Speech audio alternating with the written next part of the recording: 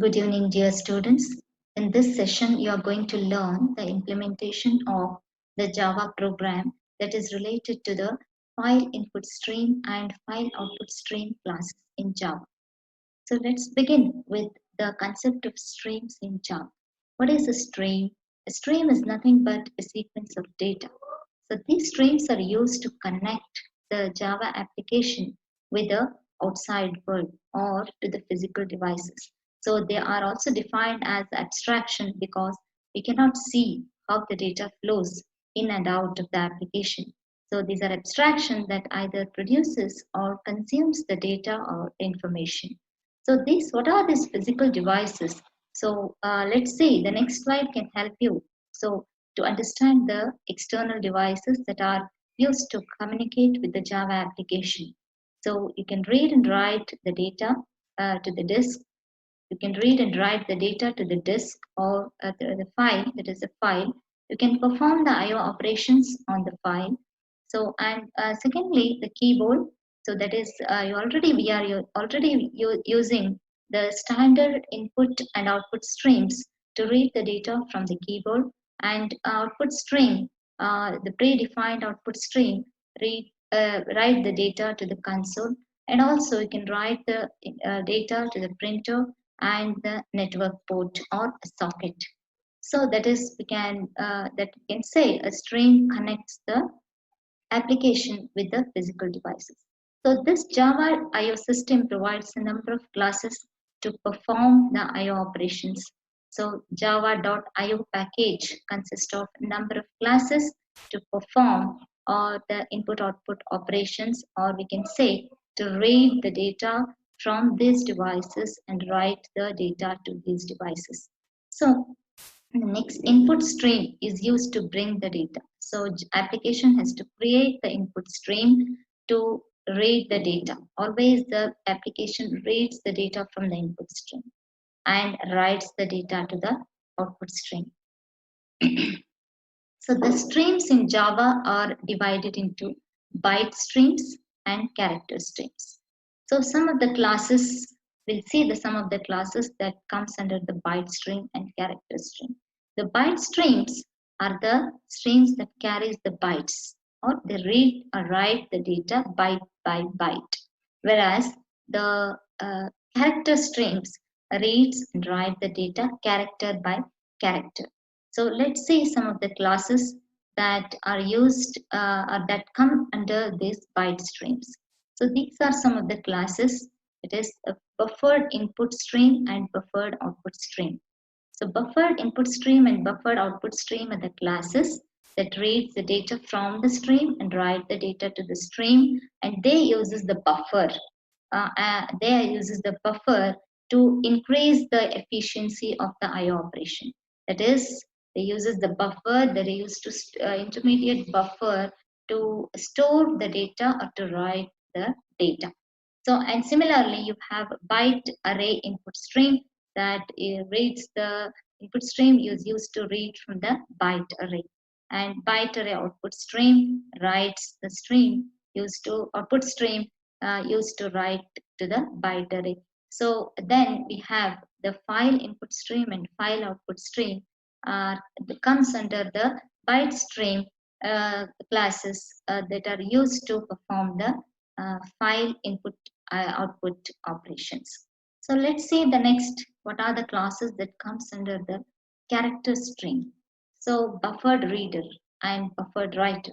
It is here overall you can see these classes are classified into readers and writers. So likewise, the buffered reader and buffered writer used to read the character. So here the stream carries the character, used to read the character from the stream and write the character to the string. So here character array reader in the same way, the character a char array writer is used to read from the character array and writes to the character array. File reader, so input stream that reads the text from the file. File writer, output stream that reads the text to the file. Similarly, you have input and output streams that are used to read and write the data to the from and to the string. So let's see what is the problem statement now. Before that, I'd like to answer one question. So when we have to go for the byte streams and character stream, whenever your application wants to process the raw data like binary files, we can go for the byte streams. They're suitable for reading or writing byte by byte data. Okay, that is one byte instance, 8-bit at a time is read. So we can go for the character strings when we want to process the text data. You can say the text or where the data is read character by character, and the size of the character is 16-bit. Our focus is to learn about in detail about the file input stream class in Java. So remember that this is a byte input stream. That is, it reads the data byte by byte from the file. Okay, in the binary format or a byte. One byte at a time is read from the file. So what are the different constructors that are provided by this class?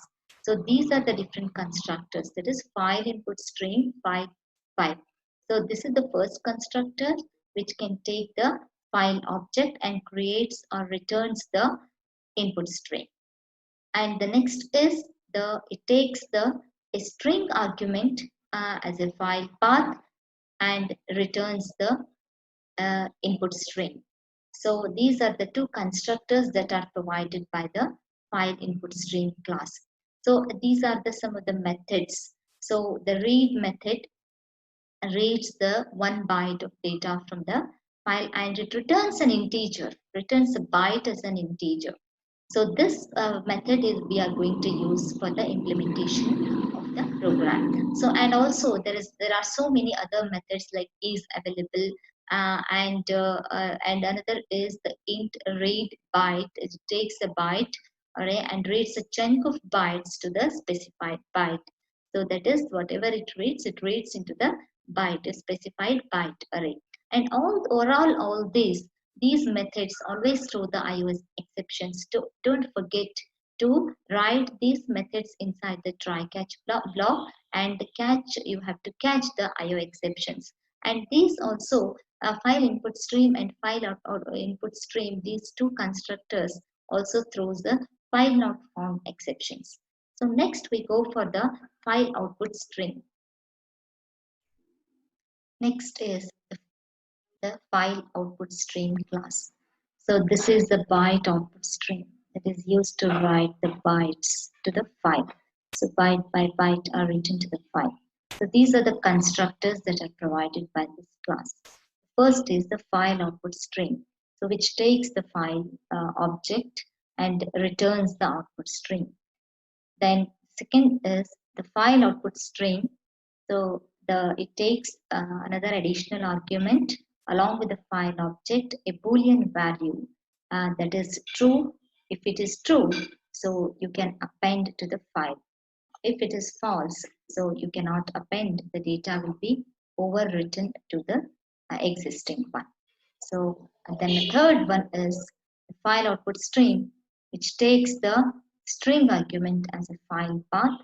That is, you can give the file path as an argument, and this also returns the output string to which you can write. So these are the different methods that are provided by this class. So the first one is the commonly used method is the write in. So this write the specified number of bytes to the output string. So the whatever the read has returned, the read method of the file input stream has returned, you can use that as an argument to write to the file, to the string. So, and it also has the close method, which will close the file output stream. Similarly, the close method is also provided by the file input stream class as well. So it is safe to close both the input and output streams after performing the operation. Yes, let's see the implementation of the program. So this program reads data from the input file and writes the data to the output file.